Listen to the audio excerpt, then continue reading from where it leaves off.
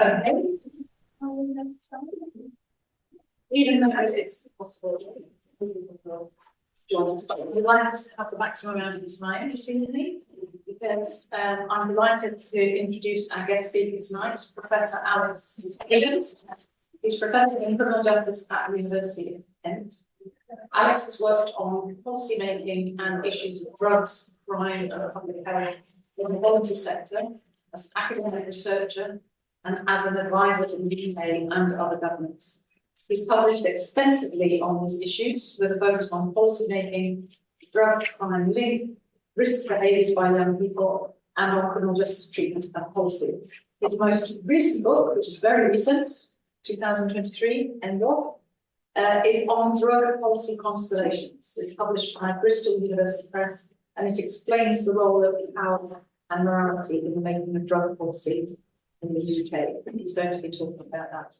See, our own Paolo Campana, Associate Professor in Criminology and Complex Networks, is going to act as present.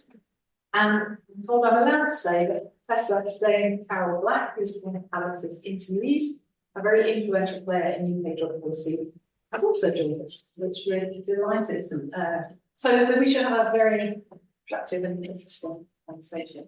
So Alex, we're really pleased that you've come, and over to you. Well, thank you, Alison, and thanks everyone for coming along, especially thank you to Professor Dame Carol Black, an influential player in the stories that I'm about to tell you about how power and morality influence the making of drug policy in the UK. I got interested in writing about this through that experience that Alison was telling you about, working with policymakers, and several of them asking me questions like this. This is one of my interviewees, Dr. Ed Day, Carol knows well, who's the National Recovery Champion for the UK and recently awarded an OBE for his services.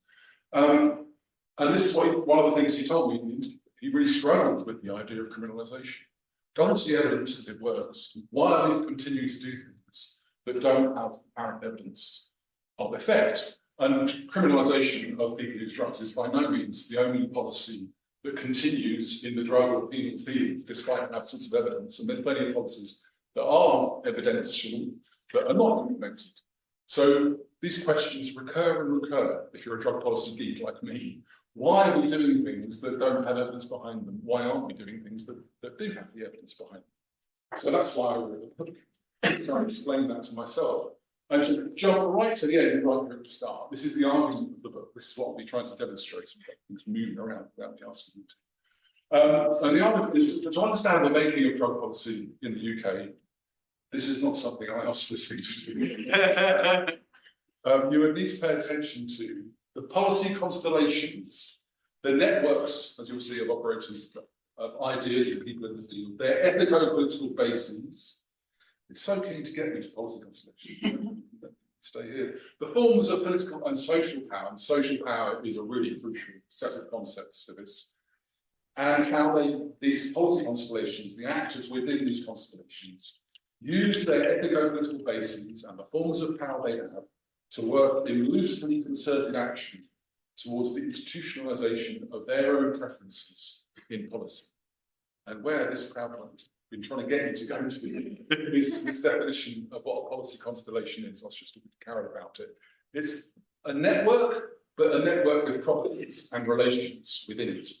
So if you think about a policy constellation as a set of social actors, who might be individuals who work within organisations, who come together in deploying various forms of socially structured power, class, race, gender come into this, to pursue the institutionalisation in policy of shared moral preferences. Ethical commitments are crucial to the understanding, I argue, of how we end up with the drug policies that we end up with. And ethical commitments are often tangled up with material interests, as those of you familiar with the critical race theory concept of interest convergence will be familiar with. So that's the basic driving force of the explanation that I present in this book of how drug policy is made. The book is structured into these three parts, which I'll go through in my presentation. The first part lays out the empirical and conceptual framework to understand what's going on in UK drug policy. We'll have a brief look at what is actually going on in UK drug policy before I introduce you to some of the concepts of morality and power that explain how drug policy ends up as it does.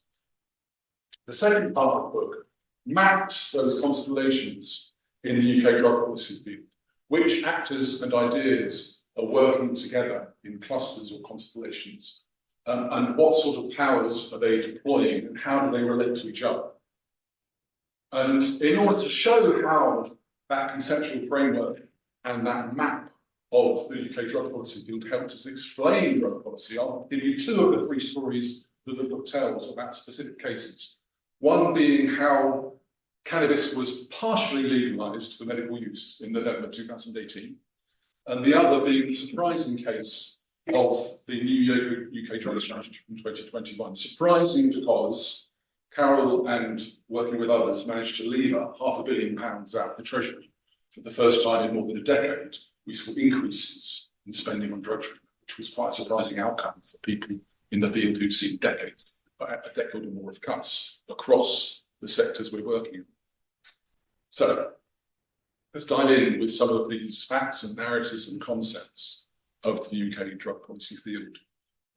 The book describes quite a lot of the factoids, little disconnected, disembodied sometimes pieces of information that try and tell us about what's going on. I think this is the most important factoid in the UK drug policy scene right now, which is that we are in an ongoing crisis of drug-related deaths. The highest levels we've ever had of drug-related deaths have been continually increasing since the end of the Western European heroin drought, which took place between about 2010 and 2012.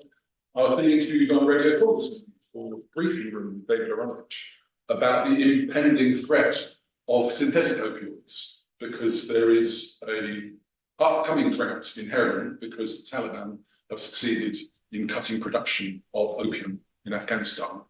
But we are seeing concerning signs that fentanyls and nitazenes, much more powerful opioids, are already killing people and are likely to replace the heroin supply if it runs out.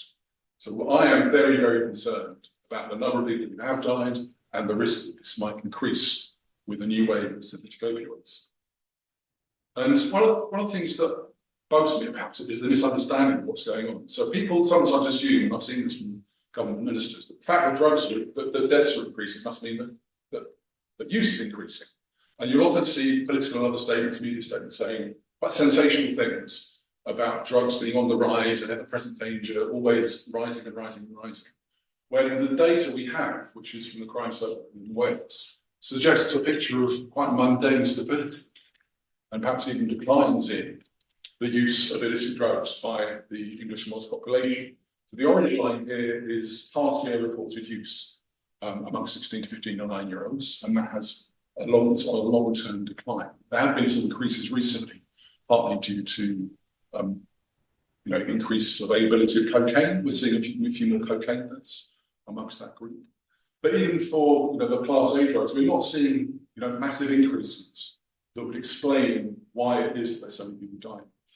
There is more volatility if you look at just at the 16 to 24 group. So I did a project recently with Harry Sumner at Liverpool John Moores called Amount, which looks at the complex relationships that young people have around mental health, cutting edge youth services, difficult lives that generation of young people who went through the COVID period face the crisis of mental health, especially amongst young women, and the way that some young people are dealing with that through use of illicit substances. So there's more volatility amongst young people, but still not this massive increase that you would expect from reading the graph of deaths or from listening to media reports and political reports about drug use. Drug use, I would argue, is much more mundane than it's often presented to be in this country. And this leads me to my first big claim of the evening, which is, I put it to you, that there is no such thing as evidence-based policy. That's an argument I'll try and sustain. If you look, for example, at what's going on with deaths and drug use, the response to that is not an evidential response. It's based on, I argue, power and morality. So let's just be clear what I'm talking about when I say those things. Let's define morality as the complex, multiple sets of norms that social groups apply in judging what is right or wrong, good or bad. And I follow the critical realist social theorist Margaret Archer, in thinking of morality as a cultural structure, an enduring, real presence in societies that is reproduced through social action and sets those definitions for us, and then we act on them in turn. Power is also something that is relational. So if we follow the definitions of Hannah Arendt and the feminist writer Maggie Allen, power is essentially relational. It's the capacity to act in concert to get things done. Power just in one island, one person is not power. You have to have a relationship with somebody else to have to be in a relation of power with them. So we've got to think about relations and structures which produce social action, including policy making. Power, I argue, morality, I argue, lies with power to make things happen in drug policy making. And so we need to think about what forms of power might be at play. And when we think of power, we very often think of political power, the power to coerce through armies or prisons or police forces, the power to enforce one's wishes by enshrining it in law or by suing people, form of legal power. I think a particularly interesting and useful concept for thinking about how policy is made is institutional power, the power that accrues to people by virtue of the position they hold in official hierarchies, like senior civil servants and ministers have institutional power to get things done in concert with the people around them. But this is a division borrowed from Habermas. He divides political power from social power. And I argue that you need to take account of social power, not just the political forms of power, to understand how policy is made in this field. And Habermas talks, for example, about media power, power that accrues to people who can employ the editors and journalists who decide what gets into the media and becomes salient for the rest of us. Economic power, the simple power of having enough money to make your opinions known and to get things done. But he also, well, I add to that three, I think, particularly interesting forms of power observed in the drug policy field. One being epistemic power, the power that one might have to influence what people know or think they know. And obviously that is a form of power that accrues to people who are the accredited knowledge makers, us. But there are other people out there, for example, that is increasingly spreading out from the officially accredited knowledge makers to people like celebrities and influencers have the power to influence what people know or think they know. And affective power, so domestic power is the power to influence what people know. Affective power is the power to influence how people feel about a subject. And my colleague at the University of Kent, Karen Pedwell, has written really interestingly about some ideas to think about how affect is developed and mobilized to influence policy. And savvy social power is one that I came up with in the writing of this book because I noticed that there were people who were particularly adept at using tacit, engaged knowledge of how things work to get things done. I describe that as another form of power. Carol is one of my examples of savvy social power in this field. And we'll see examples of how that works later on. So aligning the forms of morality to the forms of power is how we come to this explanation of how drug policy, I hope other policies can be explained. So we looked at forms of power, what about forms of morality? There are also different ways of describing the content of morality. Here's a list of all the different conceptual frameworks for morality that I found in the stuff I read when people were using morality to try and explain drug and criminal policy. The two that I found most useful were the moral foundations theory of Jonathan Haidt and his colleagues, popularised in the book The Righteous Mind, which some of you might have read. And also the less famous, but I think perhaps even more useful, concepts of Shalom Schwartz and his theory of basic values, especially the circumflex that he uses of those values. So let's have a look at moral foundations theory. This is developed to the extent that there is a questionnaire you can apply to various populations, ask them their views on particular ethical and political issues, and do factual analysis to find out who's thinking what. And Jonathan Haidt and his colleagues have done that factual analysis, found 6 underlying factors of the moral, which they call the moral foundations. And they also line up with policies. So they found in America that people who are conservative politically are likely to value things like authority, loyalty, and purity. Whereas people who are more liberal on the political spectrum are more likely to value things like fairness and care for others. And they more recently added this value of liberty to their framework as well. Now, their framework has been tested in several countries and found to be, replicable across cultures. But more recently, there was a couple of researchers, and I've forgotten the first name of Rhodes, apologies to him. But they did a British study on using the Moral Foundations questionnaire and found that instead of being able to reduce that only to 6, they could reduce it even further to 3 underlying factors which could explain how people respond to the questionnaire. And the ones they found were traditionalism, and that loads on questions like there should be respect for authority, compassion, whether or not someone was cruel being an important way of judging somebody's actions, and liberty again being the same. Yeah, so liberties, the libertarian position is the society works best when it lets individuals take responsibility for their own life without telling them what to do. And I think so. This is the sort of canvas I started from when thinking about morality in British drug policy. There is a set of moral positions that are available for scrutiny in the population. Are they being translated into drug policy? And I also read, as I said, Sharon Short's work on the basic values. And I found his presentation of it, rather than in like that list that you go down, his way of presenting it in a circle, I think is really useful, because it's not just a list. These values are in relation with each other. Some of them are compatible, some of them are not. And so, for example, the values that Schwartz called conservation values, which include conformity, tradition, security, they tend to cluster in the same people. Which tend to be different people from the people who value openness to change, stimulation, hedonism, self-expression. So there's a sort of axis of repulsion plus conservation versus openness to change. Similarly, there's another axis of repulsion between self-enhancement, hedonism, achievement, and self-expression, compared to self-transcendence, benevolence, universalism. And you can see that, simplistically, that's the left axis. But there's also these axes of repulsion, there's also processes of attraction, that these values come together. And I think that's really useful in thinking about how policy is made.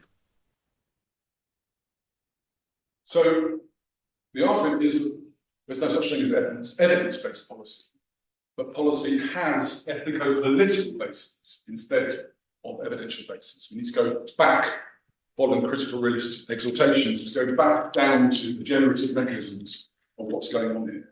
And argue that the generative mechanisms are these cultural and social structures of power and morality.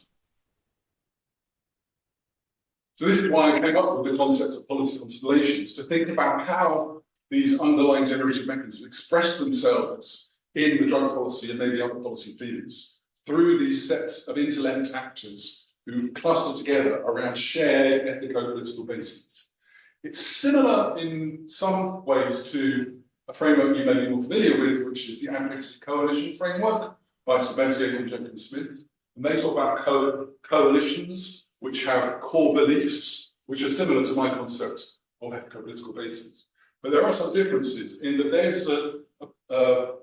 there's a neo-pluralist approach, which has a methodologically individualist basis, whereas mine is a critical realist approach, which looks at not just the sum total of individual actions, but what emerges when people start working in loose concert on the basis of these shared values.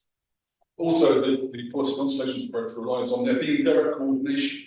And sometimes I observe direct coordination going on in the field, but quite often things happen without there being a single organisation or person designing that it happens. They happen through this loose consultation and emergence of the way people work. So that's the theoretical basis. To develop and test it, I needed some methods.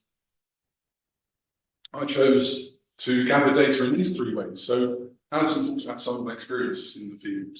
I've been working directly on issues of drug policy for at least 14 years, quite often in roles that are, working alongside policymakers, trying to give them advice, writing reports for them, being in meetings with them, being a special advisor to a parliamentary committee and being on the advisory council on the misuse of drugs, being in some of the meetings that Carol convened in the run-up to, for her review in the run-up to the drug strategy. And I combine that with critical race discourse analysis, so doing thematic analysis of policy documents, which I've possibly selected from the types of documents that think tanks put out and political parties put out, including political manifestos, and also parliamentary debates with many speeches in each of those debates. So all the debates that took place between 2015 and 2021, I analysed and coded for their content and who was saying what and what is that related to. In order to look at those relational aspects, I put the coding of that quality of data into a social network analysis, which involved mapping the connections between 333 policy actors, MPs, think tankers, academics, people in the field, involved 88 organisations, and then 173 different policy positions that I coded from the documents and speeches I found. What people are pro or anti, or sometimes even ambivalent about. That was the basis of this social network analysis. And just to sort of talk a bit about how it worked, it was a two-mode social network analysis. So on the top here, you see two examples of a one-mode social network analysis, where you might look at how, for example, policy actors and brain nodes might be connected. For example, you might look at whose works for the same organisations and create a tie between them if they work for the same organisation, and those ties might produce a shape on your diagram.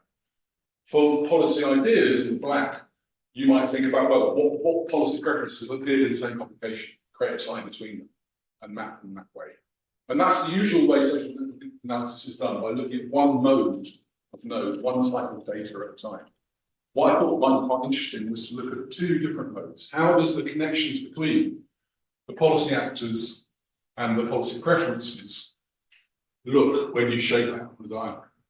And a key feature of this diagram is that things are placed together if they have connections. So these two actors are close to this policy preference. They have something in common because they are both supporting it. So they're close together on the map. Whereas these people over, this actor over here is repelled from them, only tied by one indirect tie. And that's the shape of the social network diagram I'm just about to show you, which is a map of the British UK level drug policy field. But before I do, I want to say about what actual moral positions I found. So height and short provide us theoretical frameworks to think about it. When I analysed the data, by doing thematic analysis of that data, these are what I found to be the most prevalent, common and contrasting ethico-political bases in the drug policy field. Compassion, which was universally expressed across the field. Very, very often people saying we need to save lives, we need to get people into treatment. More on a different part of the field, well, in a more specific part of the field, you find conditions. So there are actors out there who support prohibition, they support punishment, they are against decriminalisation, therefore recognition of tradition and authority. There's another group who are more concerned about liberty. For example, you'll find them supporting legalisation not just of cannabis, but of all drugs. The idea from the libertarian position is that the state's interference in what we choose to use is a harmful thing, not just for us, but for society as a whole. But also about paternalism, which actually contrasts to the libertarianism and this view that tight control on prescriptions, for example, is necessary because people don't know what's best for them, and the appointed experts know best, so they should be the ones in charge of who gets to take what. And there's a different ethico-political base, which I call progressive social justice, and people who have those views that society is inherently unfair, there's institutional racism, there's institutional discrimination going on, and there are people who are being disadvantaged by existing drug policies along racial and class lines, and they will often support things like decriminalisation and racial justice programs within drugs. Now, as I've been saying throughout, this is not just a list these positions are in relationships to each other. And some can overlap. So traditionalists can overlap with paternalists because they're both interested in controlling, for one reason or another, other people's behaviours. That position can't overlap with the libertarian position, but that can, in some cases, overlap with progressive social justice. For example, cannabis legalisation fits in that intersection. They all overlap with compassion because everyone believes that they are doing things to reduce suffering. We can talk about whether that's true or not, and whether that matters or not in terms of influencing drug policy. But the point I'm trying to make here is that there are overlaps between some of these positions, but not others, and they are in relation, in opposition to others in some cases. And that gives me a modified circumplex, obviously the echo here of Schwartz's circumplex, but this is a more specific circumplex for drug policy. So compassion can coexist with all of these things. And the things that are connected by dotted lines can coexist with each other, but they can't coexist with things that are opposite on the map, the circumplex. And you also see an interesting gap here, which you see reflected when you see the map. Libertarians find it very hard to get on with traditionalists, which I would argue is one of the reasons why the Conservative Party is falling apart, because you don't vote in these positions. But that's not a drug policy specific issue. Okay, here's the map. And you'll recognise the shape, it's a gap in the position here, which echoes that shape. So to read the map, the grey dots are policy actors, individuals or organisations. The black dots are the policy positions they have expressed support or opposition for in the data that I coded. The larger the dots, the more people's expressed that position. So you see the bigger dots tend to be the ones which are for the most sort of commonly discussed positions, policy preferences. And it's shaped by attraction if you're connected. So organisations who are in support of the same policy position will be close together. If they don't support the same policy position, they'll be pushed further away. And so what you see here, if you look in more detail, is clusters of actors who you will, I hope, recognise as being, together in some way. So if you look at the bottom right corner, you see a set of conservative, not always big C conservative, politicians who cluster around more traditionalist positions in drug policy. So I would argue that in this corner of the drug policy field where we find a political basis of traditionalism, and we can argue that it's traditionalism that motivates people to work together towards shared goals. There's a policy constellation. In the top right, we rather find a group of people, actors, organisations, and the politicians they espouse being compatible with paternalism and the idea that it is appointed experts and organisations who are the right ones to be telling us what to do, telling the government what to do, but telling individuals what to do as well, controlling who gets to prescribe, gets a prescription, making sure there's a good workforce there to do so. Upskilling the workforce, making sure that people are doing the right thing. And the paternalism, I would argue, Harold, is not only directed to people who use drugs, but also to people who are running organisations, because there's an ongoing attempt from the central government to keep a lid and control the organisations at local level, who are sometimes not trusted by central government to do what they should be doing in this field. So that's the paternalist side of things. If we look at the top left of the UK drug policy field map, you find actors who are in the top of here, looking at clustering around issues around separation of justice, and also decriminalisation and harm reduction. The idea that we can reduce the harms of drugs even while people continue to use them is influential in this field, and it's compatible with the ethico-political basis of progressive social justice. And in the bottom left, we have this group of people, which includes various think tanks, including free market think tanks like the Adam Smith Institute, the Institute for Economic Affairs, and people who worked with them and published with them. But it also includes a cluster of companies who are in the market trying to make money out of cannabis being legalised, and psilocybin access rights, which is the new name for being able to use medical marijuana. And they're all in the same part of this field, which is libertarian in that it wants people and companies to be free to use and profit from these substances. So if we zoom out again, we see that the shape to UK drug policy, which I argue is shaped by the ethico-political basins, which are the poles around which these constellations cluster. So if we look at it more schematically, I can make that argument a bit more clear by drawing the diagram of UK drug policy constellations. Now, Paolo, this is the bit where I get really nervous about what Paolo's going to say. There is a technique in social network analysis where you identify the most closely connected modules or communities of the social network. And I ran, but it didn't have overlaps in it, which is theoretically unsatisfying to me. So what I've done is combined the underlying maths of these modular communities with my ethnographic understanding of who's working with whom to draw overlapping constellations. This, I would argue, is where we find the conservative constellation, which overlaps with the public health constellation. And I've heard the three because that was the three modules in the social network analysis, the one that I found most useful in explaining what's going on. The third being people who work towards drug policy reform, so I named it the drug policy reform constellation. But just like stars in astral constellations, there are constellations within constellations. If you look at a more granular level of analysis, you can find close connections within. So, for example, people who are believing in progressive social justice are quite tightly clustered within that, even though there's quite a lot of ties between them and the libertarians. So I would argue that within the drug policy reform constellation, there's a progressive social justice constellation, and there's also a libertarian constellation.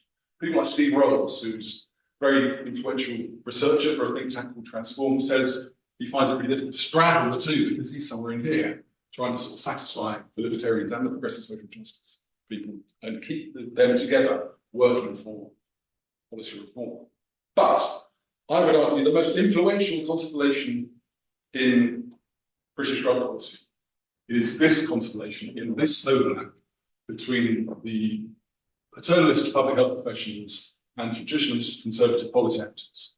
I have something here called the medico-penal constellation.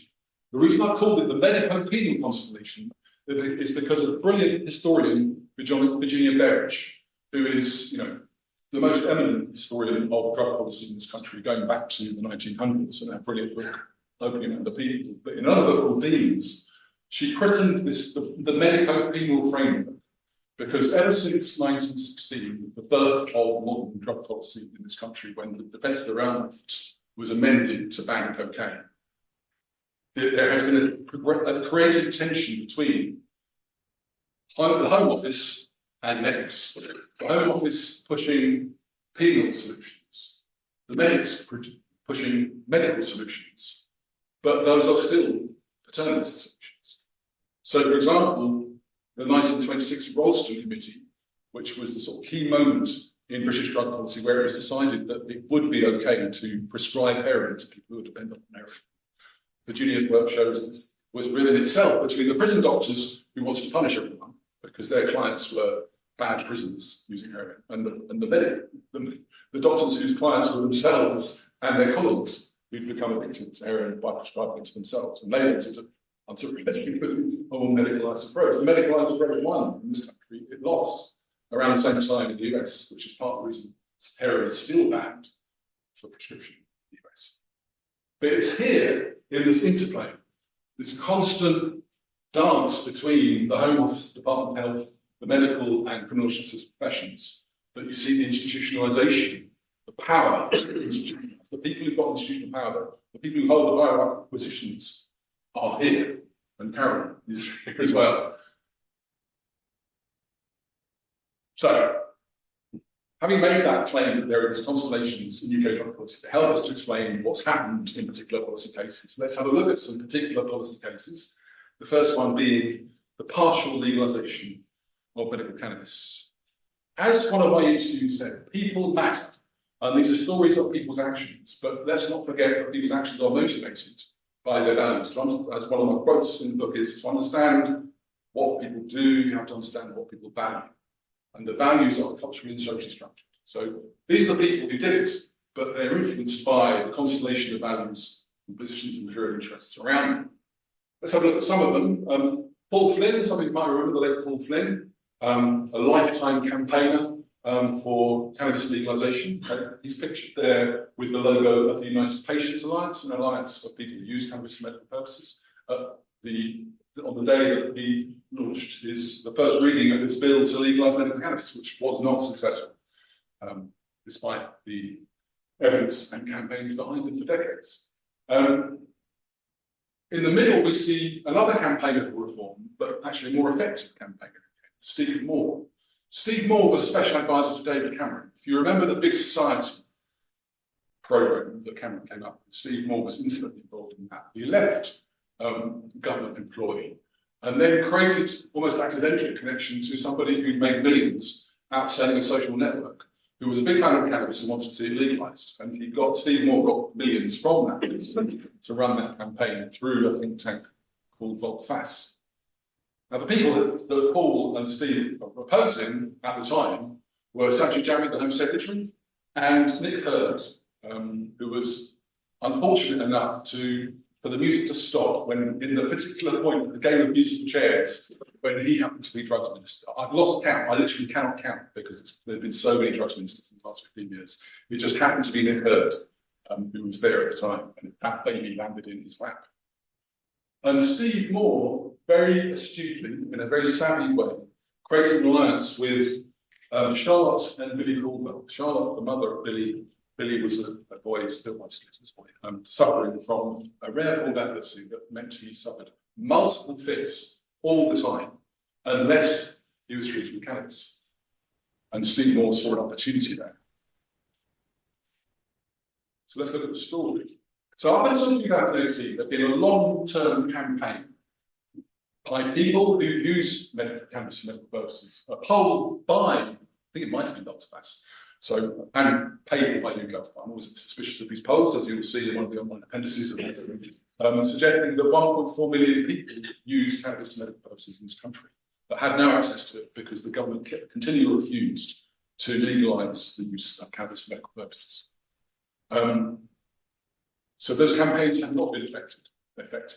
But in 2018, specifically 1 week in June 2018, there was an exercise in political cornering by Steve Moore and Charlotte Caldwell, using the economic power that they borrowed from this guy who made his millions on the internet, and the affective power, the strongly emotionally persuasive case of Billy Caldwell, Alfred Dingley, and other young boys who were suffering from these really harmful and really horrible forms of epilepsy. So on the 18th of June, what happened? So Steve Moore, he had a plan, he told me, and the plan came into action when he hooked up with Charlotte. And he knew that if he could get Charlotte and Billy to have a prescription for cannabis in Canada, which he knew was happening, he could put a journalist on the flight back with them from Canada. He knew that those drugs would be seized at Heathrow, which they were. They immediately had a press release which it was announced that the government had seized this cannabis, and as a result, Billy was back in these really upsetting ways. On 18th of June, Major General announced that he would review the schedule of cannabis in a way that made it very clear that it wasn't going to continue to be a blanket ban on the use of cannabis. So on the 1st of November, after a review by the SMD, which I was involved in, and by the Chief Medical Officer, the cannabis-based medical products were moved from Schedule 1, where there's no medical use, to Schedule 2, and that allows specialist doctors to prescribe cannabis for medical purposes. But there was what I call an institutional rearguard action, which is continue to limit the availability of cannabis for medical purposes very strongly, especially if you don't have any money to buy it. So there's been a lot of private prescriptions, at least 8,000 private prescriptions for medical cannabis since it was legalised in 2018. But as far as I know, less than 5 people have received an NHS prescription for medical cannabis. So it has become a cash business. If you've got the money and you can find a friendly doctor, you can get cannabis for medical purposes. And I know lots of people who have. If you haven't got the money, tough luck, you're still in the black market. So let's look at a bit more detail of how this was done. Paul North was one of my interviewees, and he succeeded Steve Moore at the head of Volkswagen, and he described this process of political cornering, where you put politicians in a situation where they have nowhere else to go. And you do that by using the stories that are emotive and affective. Because they're clearly upsetting when you see a young boy suffering what Billy and Alfred and others were suffering. So are they going to do something about it? Yes, they think it's clear. This fits in with what Steve Rose called the imperative child narrative, which you see quite a lot in brothers. About putting people in a corner where they can't just ignore it anymore, they can't just brush it off and say, oh, it's just Paul Flynn on his hobby horse again.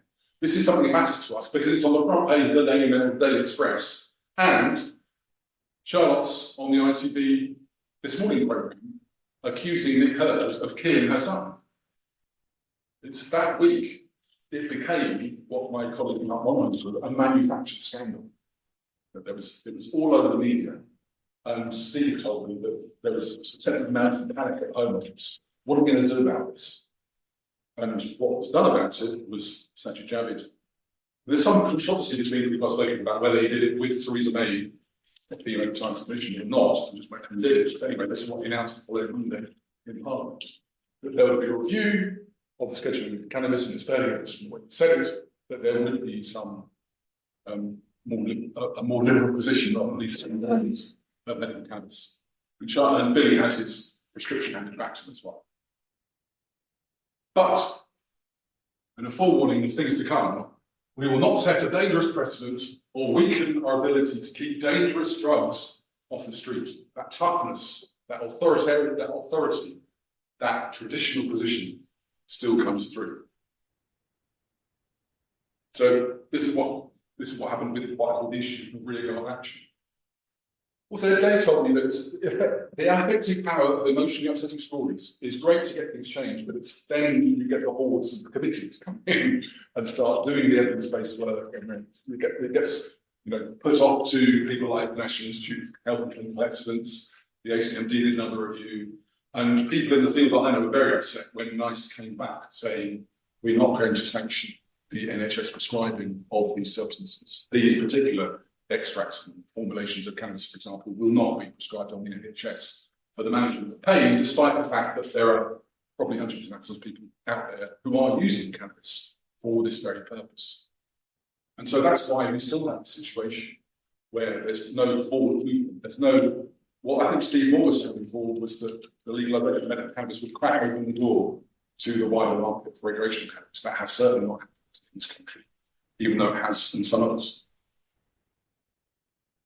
So what we see here in terms of policy constellations is the drug policy reform constellation was getting its act together by having a savvy operator start pulling the strings, using the evidence, using polling and focus groups to find out what people cared about, developing a plan to do this political cornering, and it working in overcoming the institutional inertia of the medical penal constellation. Nick Hurd actually interviewed after leaving office and said, well, Sajid and I didn't really believe in it anyway. So it's quite a hard position for him to be in when he didn't really believe in the criminalisation of cannabis. He had to follow that line until the line became impossible to toe because of this manufactured scandal, which was manufactured by certain players in the drug policy reform constellation. That's one of the stories I tell in the book. Out of the three. There's another one around the difference between English and Scottish drug policy and why that's different because of the different constellations in Scotland compared to the UK level of drug policy. But I'll skip over that in the interest of time and because I'm presenting it at the University of Strathclyde in the future. I'll jump to the one that Carol was most centrally involved in, which is this surprising case of the new UK drug strategy. Surprising, remember, because £500 million was promised to spend on people, working class drug users dying from heroin overdoses who don't normally attract much sympathy from this government or any other government, to be honest.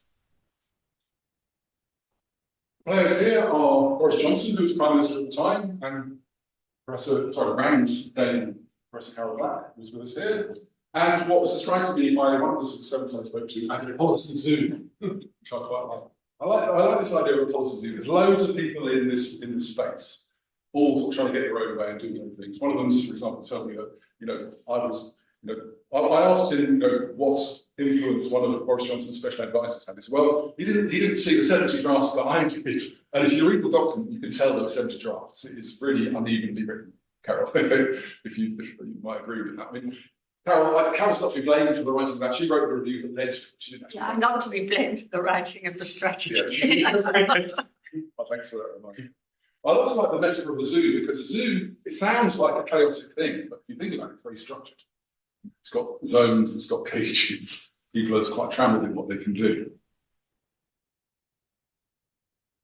So if you read that document and the product of these multiple drafts, you can code quite interesting moral play going on. Starting from the very start, when Boris Johnson writes this really quite sensational foreword to it, in which he talks about the scourge, the evil, the damage of drugs, framing it as inherently evil, wrong, and harmful, which is a quite traditional way of framing what the drug problem is.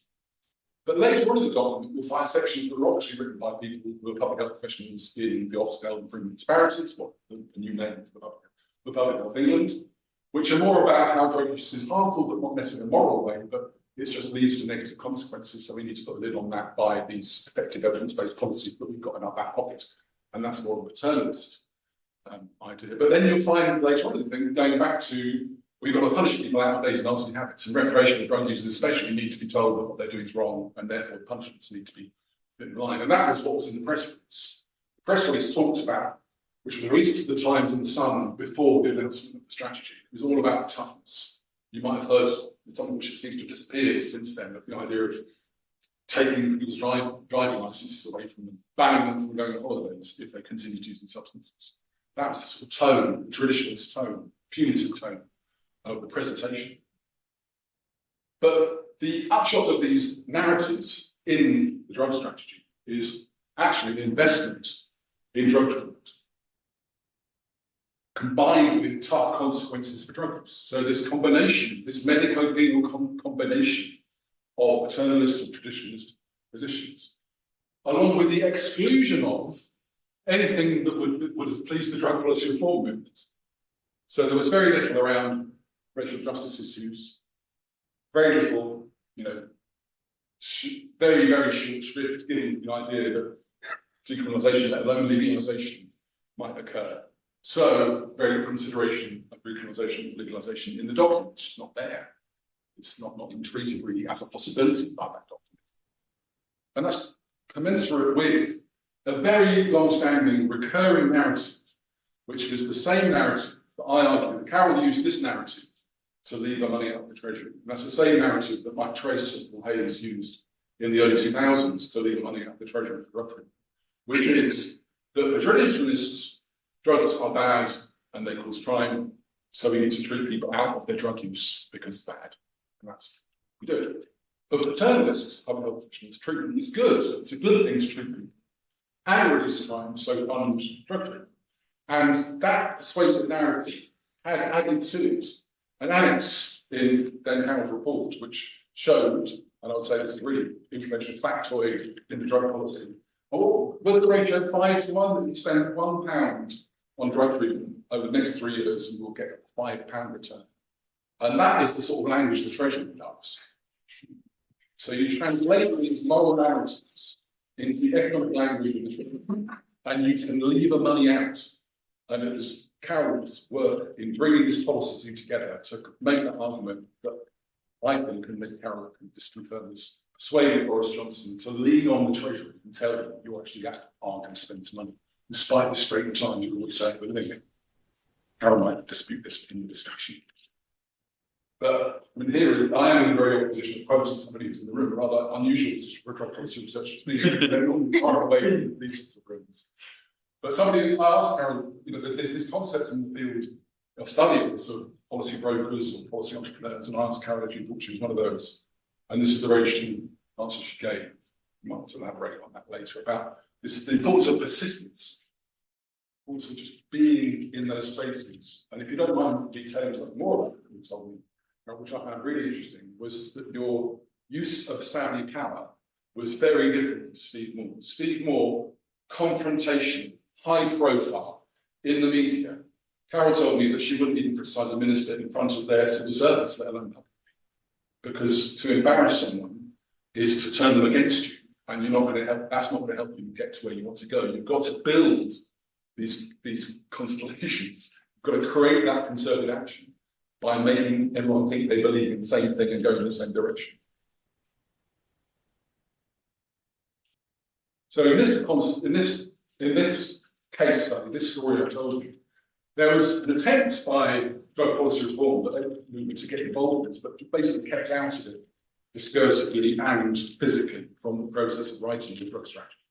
All the action took place within medical treatment constellation, largely between the Home Office, public health people, SPADs who are in the game as well, but all within that quite tight, which I think the policies of familiarity, there's a lot of mutual connection, lots of mutual meeting between people in that area of the field.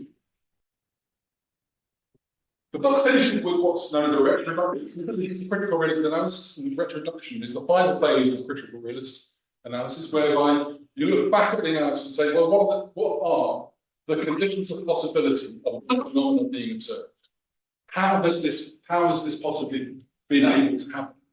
And that's when I, in my retroduction, say, well, it's the constellations and their ethical bases and the powers they hold that are the conditions of possibility for the current state of British drug policy.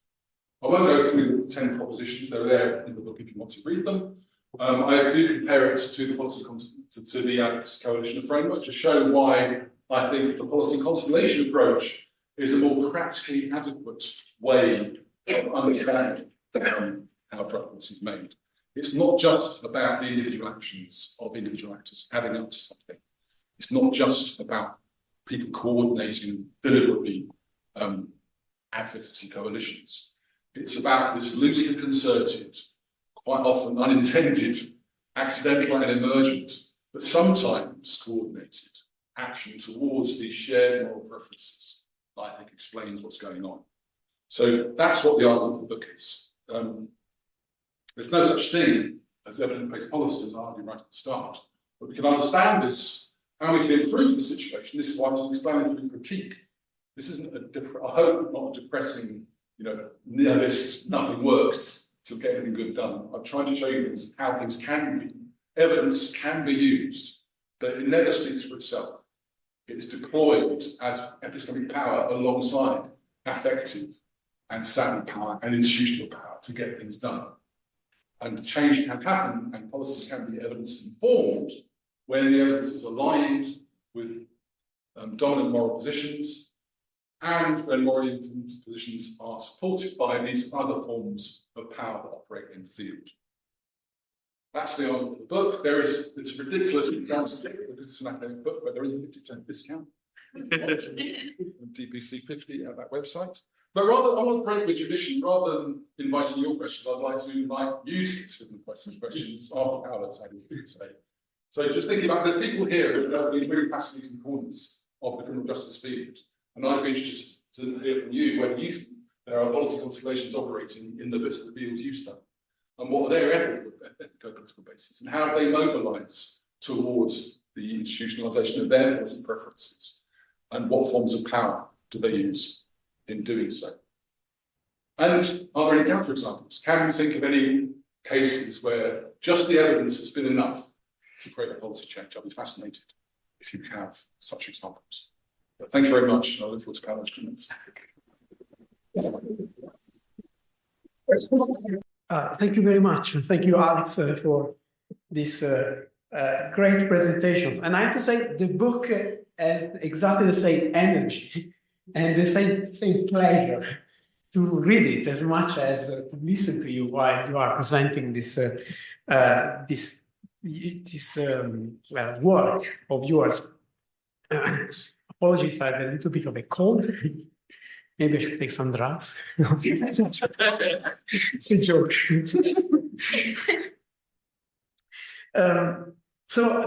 I will be brief because there are people in this room that are way more qualified than me to talk about drug policies, evidence-based interventions, morality, etc. So I'll focus on the network side, which is my area of expertise. So I thought that your analysis was very informative, very well written, and I thought it was very innovative in the way that in the way you have operationalized this policy field, particularly in relation to drugs. I was really surprised that no one has ever used network analysis before, with one exactly one mode, and I thought the map was really capturing the complexity and simplifying it. While I was reading the book, I didn't realize that you were in the map as well. And you were between the two parts. So the concept of policy constellation, the critical realist approach to the concept, I buy into it, and I buy into the fact that there are more than just the individuals. But I want to say something about the individuals in a second. And I study organized crime, so I really believe that going beyond the single individuals has merit in understanding certain dynamics and mechanisms, and I can see similarities there. The two mode. No, what I like about your approach, I like the fact that your evidence really comes from a variety of sources, ethnographic observations, discourse analysis, interviews, elite interviews with 22 people, and I thought that was and the quantitative analysis of networks, and I thought that was really well rounded. I really learned a lot from that, and I like the comparison that, well, there was no time to show the comparative angle between the UK and Scotland, and of course that can be, for instance, around marijuana legalization. It would be interesting to see the same done in the US, comparing states where there has been marijuana legalizations versus the one where it hasn't been, and then see, because since you have the parallel between the UK and the US positions working with US colleague, it would be interesting to see whether the same coalitions are connected to certain outcome, and whether certain coalitions tend to win more in the battle than others. And Canada is also a nice example where you have differences in the way marijuana has been legalized. I think when I was reading it, I thought that you can have two policy outcomes in reality. One is an outcome where you generate change, but there is also another policy outcome, which is resist change. And these are two different outcomes, and both are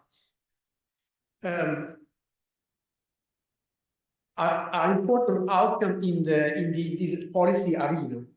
And I'm wondering, this is the question for you, whether you think, so you have presented it in a way that there is this picture, and then there is the analysis, but you don't really separate the two type of outcomes. And while I was reading it, I thought that larger coalitions are better at resisting change. So larger coalitions win and are able to stop change. But to generate change, you probably need smaller coalitions. And these smaller coalitions are built around one inspiring figure, a trigger figure, that you don't need in resisting change. So the resisting change coalitions can be more personless, individualless, but the coalitions that generate change probably need the figure of Steve Moore or Peter Cracker in Scotland So compositionally, it seems to me that the two type of winning coalitions and they win the argument are probably different. Now, it's an open question. It's an empirical question whether that is the case. But it will be interesting to, in the next book, to split the analysis into two and separate generating change from existing change. It will also be interesting to see inside each coalition whether they are heterogeneous or homogeneous. So whether they all have the same type of power or they bring to the table different type of powers. And I can think of coalitions that are the medical coalitions. They might be homogeneous inside. They might be larger. They might be homogeneous, and they might have one type of power. This type of homogeneous coalitions might be those coalitions that resist change, or are the type of coalition that you need if at stage 2, once you have generated change, and this is the first story you have, the smaller heterogeneous coalition where you have the media, you have the NGO guy, you have small coalition but heterogeneous inside that brings to the table different type of power, generated changes, but they fail to sustain change because maybe they didn't get the backing of a larger, more homogeneous coalition with a high level of institutional power. So you probably need this step, which brings me to the last point, which is time. So there is two outcomes, but there is also time. And it will be interesting to study this policy arena in a more dynamic way. And of course, you might tell me, look, to do what I did already took a lot of time, and I can see that it was painstaking to do all the coding that if you ask me to also add time, that adds to the complexity. But it will be interesting to see how this coalition changed, and particularly the winning coalition at the end, how the coalition changes in the run-up to the decision. And what happens once the decision is made to these winning coalitions vis-a-vis to the others, particularly the fact that you probably need then to have a different type of coalition. So basically characterizing the coalitions and bringing time in can further explain why certain changes happen and why certain changes don't happen, and why some are sustained over time. I think, then at dinner I'll tell you about non-overlapping, you have a non-overlapping community detection algorithm, which is the one that all social scientists use, like myself, but they exist overlapping that social sciences don't do because the community detection algorithm already have a high degree of how can I put it? They are highly dependent on the specification of the algorithm. So you can have different communities, the number of communities differ based on the algorithm and the specification. And if you have the non-overlapping one, you add more complexity. But at the same time, the non-overlapping one are actually quite nice because and I agree with you, they capture reality better. I also have a suggestion for figure 6.1, where you could do a one-mode policy network, policy to policy, and then you have the overlap coming from the real network. But more to this. Let's stop here. Thank you, Steve. Thank you, Alex. And you don't have to answer to me now. We can also open it for contributions.